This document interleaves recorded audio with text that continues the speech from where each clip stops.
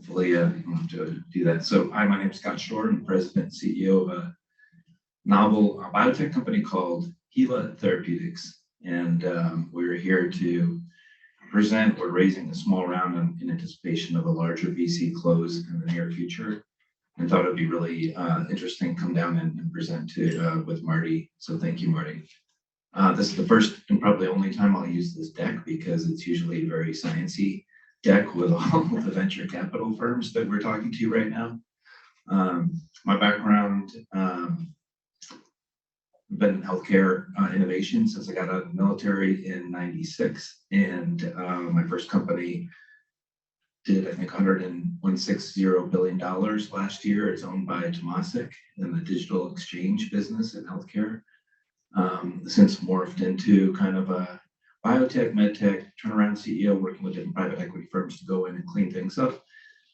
This is not a cleanup story, which is really fun. Although all of the mistakes that may be made by this company will be made by me and not somebody before me, so that's a little more pressure. I've not received it yet. We can always plug in mine if you want. Let's see. If you can dial into Zoom and then click on the link, and then that way you can run it from your own laptop. Okay, it's sent. So let's see here.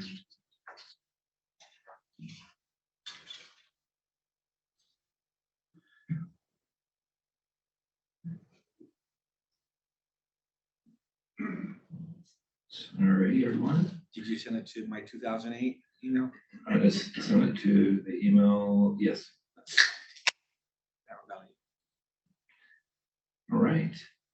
Well, one of the things we're going to be covering is how difficult the obesity market has been in the past in terms of pharmaceutical development, as well as the kind of widespread misconceptions with obesity have led to its undertreatment and underservice by novel therapeutics, and that is all changing as we're watching it right now with the advent of Lilly's new drug, Mounjaro, which is predicted to be the largest biopharma brand in the history of biopharma at $100 billion a year, and Wegovy by Novo Nordisk, and Lilly and Novo are the top two obesity drug development companies in the world.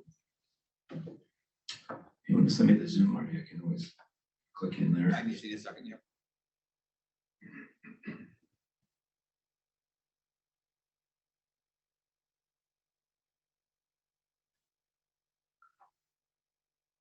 Mm-hmm.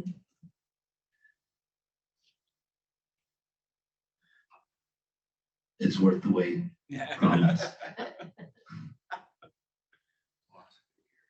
And just to further set the stage, we're in data rooms with multiple VCs, kind of very deep diligence right now. We're hoping for a term sheet in Q1, maybe in December. I got it. You got it. Thanks, Marty. And what we're talking about now is an investment in a kind of a small bridge round. It's a $5 million extension of our $6 million Series A. We've got about $500,000 in and about $1 to $2 million circled. So we're really just looking for small tuck-in investments on the way to kind of give us some runway and an ability to get certain things done while we're closing our $40 million Series B round. And just give me a second to share it. Right.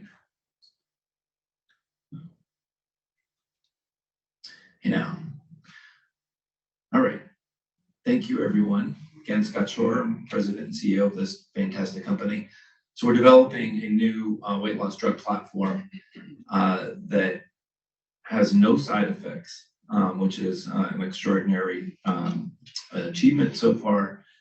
We're going into one of the most rapidly growing markets in the world. The obesity market is about $2 billion right now for pharmaceuticals on label, anticipated to go to $50 billion by 2030.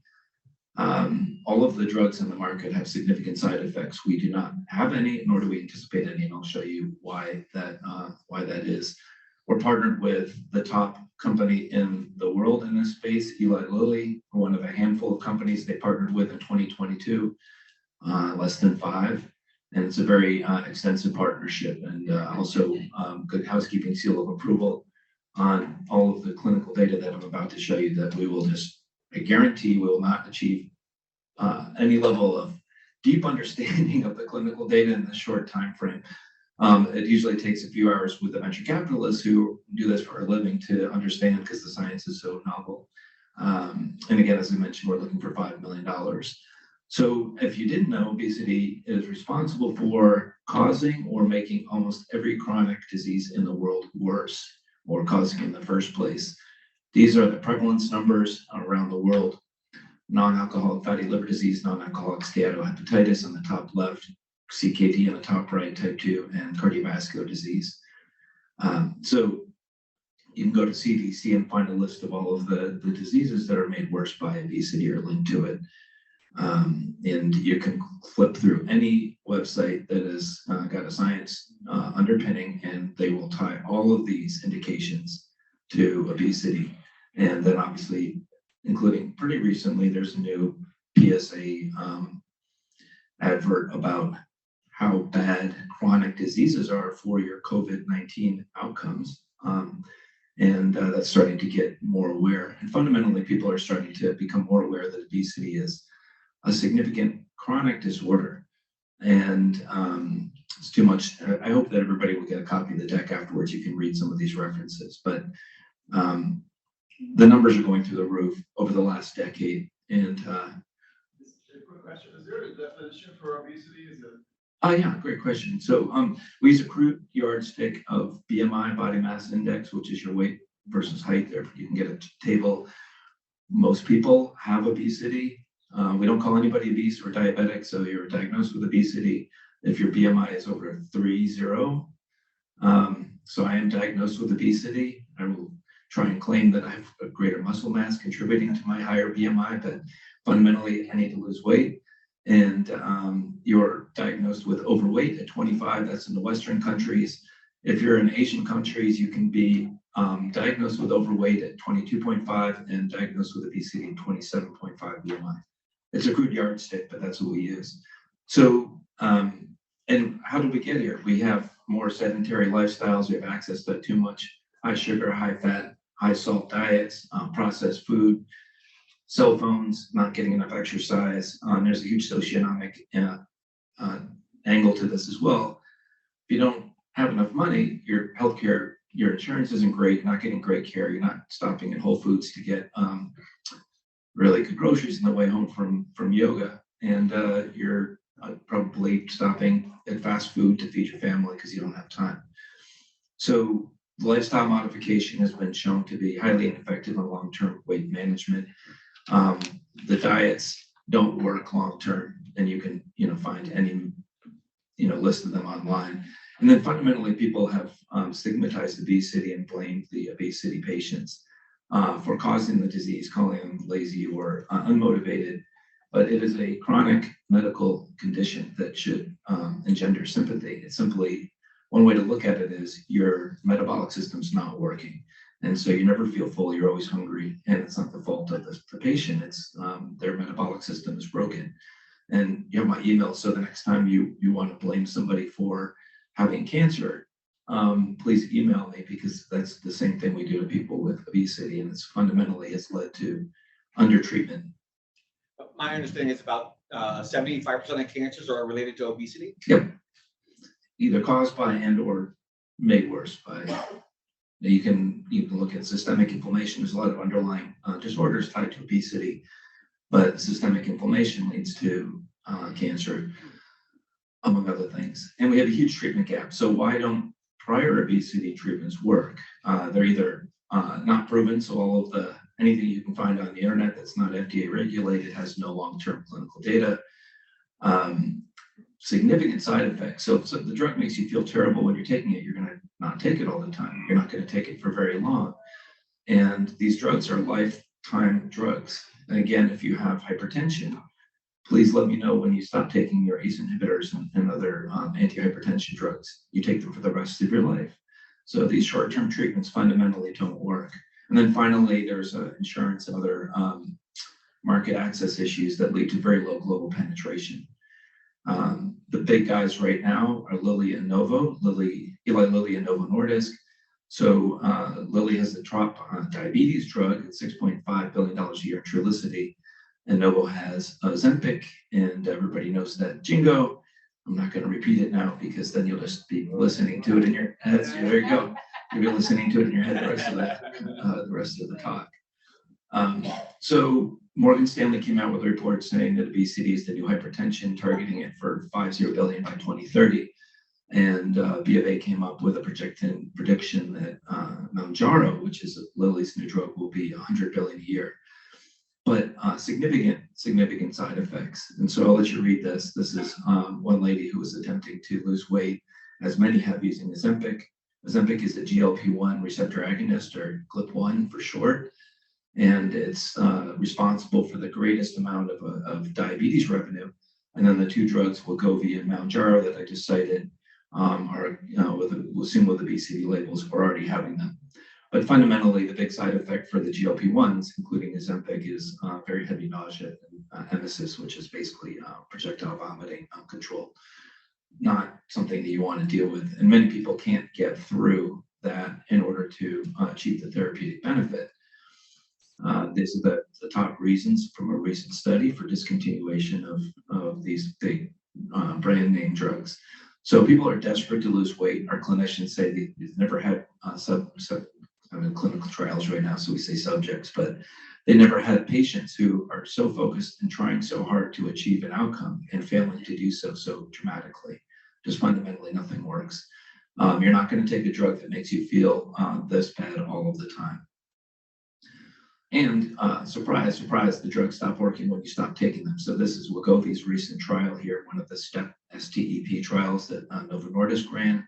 And as you might expect, when you stop taking the drugs, you immediately rebound. People generally don't last on a GLP-1 longer than 2 years, either payer support or they just simply get tired of the side effects. And the once weekly injections are painful for some. There's an enormous treatment gap. So what's needed is something that helps close the gap. On the top, you have very ineffective lifestyle therapy. And then the current pharmacotherapy right below it. Mounjaro comes in right in the middle there. And then the blue at the bottom is Roux-en-Y gastric bypass surgery, which does a great job of helping with obesity and type 2 diabetes. But the problem is you've completely rewired your gut for the rest of your life and left with the permanent rewiring of your gut for many patients whose then the benefits stop. And we need to cross the gap, but we need to do so without side effects. Already, I'm trying to advance, but it's not a good way to zoom. Hold on a second here. Thank you. Yes, sir. Can I just ask a question? You'll go to the next slide. Yeah. A lot of these customers or patients, though, aren't they typically also trying diet fads and pill fads prior? Can you speak a little bit of that versus the normal population? Yeah. Well, most people have tried and failed and come to the clinicians when they're desperate, or they ignore their obesity and then some other health issue manifests, and then they're asked, especially if you have hypertension, you go back and lose weight. Chronic liver disease, kidney disease, the first and best way to resolve those or help start resolving them is by losing 10% body weight. 10% is the material level for weight loss. Less than 10% of your total weight is not material. It's helpful, but it's not as material as greater than 10%. So good question. I'm going to keep driving in order to keep me honest on time here. So we have systemic exposure, which is basically anything you take with a pill or an injection. Obviously covers your entire body, causing issues and uncontrolled exposure, which leads to side effects. We simply are taking advantage of a neural hack, putting a drug on your tongue, and it immediately disperses on the top of your tongue and signals up these neural pathways to target areas in your brain, bypassing your nausea center. It sounds too good to be true. We have reams of data, and Eli Lilly's deep dive on all of our science and partnership with them to underscore that it works, and we expect it to be very effective. So science, we bind to Y2 receptors on the top of your tongue, and you have an immediate signal from things you put in your mouth, because biological evolution, put something bad in your mouth, you need to spit it out, or you will throw it up to help keep you from eating a poisonous mushroom or some bad food. You have immediate signaling in other cases with taste, hot, cold, etc. It's all fast feedback loop, as is this feedback loop, which immediately goes to your satiety centers and has a very significant appetite suppression without you really noticing it. We're not trying to make you walk around feeling full, you just eat less. And we do so without side effects. So the GLP-1s in the left column get in your blood and then activate the area postrema, which is your nausea center, and we do not do either. Extraordinary deep preclinical data, which we're not going to get into right now because we don't have time. We do have data showing that in combination with GLP-1s, our first drug, which is peptide tyrosine 336, PYY 336, in combination with GLP-1 produces extraordinary results. The animal data in this space is very, very strongly correlated to human clinical outcomes, as evidenced by all the other previous drugs that have been approved here. Phenomenal phase 1 results with our drug. No side effects. We had one subject that overate one of the unlimited consumption opportunity meal choices, and otherwise not a single side effect. No drug in the world can say that, as far as I know. Yet what we do is show after 2 hours that we can keep you feeling full, which is the green line. In placebo, you're starting to feel hungry again. This is basically a hunger scoring system.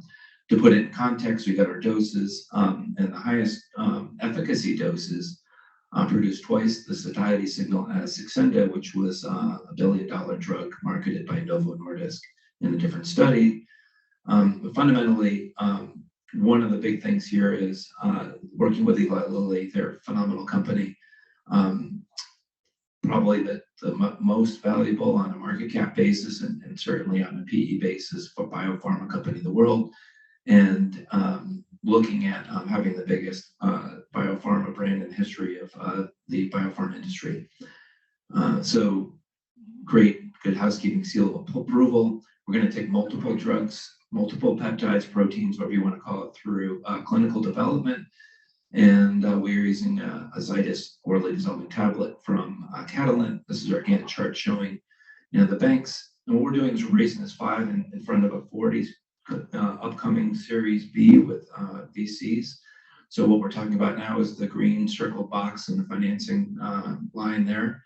And talking to all the big banks, once we develop the data shown in the top 3 rows, we have a very strong IPO possibility. We also have an exit rate on one molecule with Lilly, and it's very light rate, but there's strong exit potential in the near future. These are the terms of the Series A equity we're talking about. Fundamentally, minimal cost to entry is a 25K minimum investment, $22 million valuation on 8.25 million prior invested dollars. We started closing the Series A extension already, and about 500K in the bank and line of sight another 1 to 2. So we're just looking to tuck in on our 5 million. It allows us to do more while we're on the way to this VC close. This is the use of proceeds for the 40 million right behind the 5 million raise that I talked about. Extraordinarily strong IP portfolio for future call exits.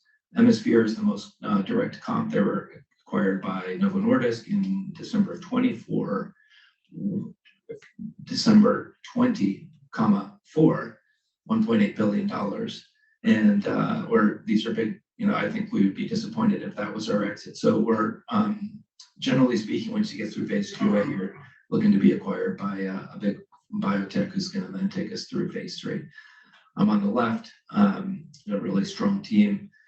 Tom Basicek's Chief Scientific Officer, and Ziggy Kashyap, Chief Medical Officer, a very strong board. Tim Barbarick, you might know Seprecor. He's the founder and CEO of Seprecor. And I've served on multiple companies as a CEO with him as a director, same with Rich Horan.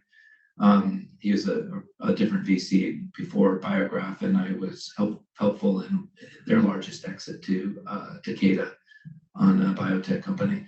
Every time Lilly sees this list of leading clinicians, they say, how in the world were you able to get these 5 people to join your scientific advisory board?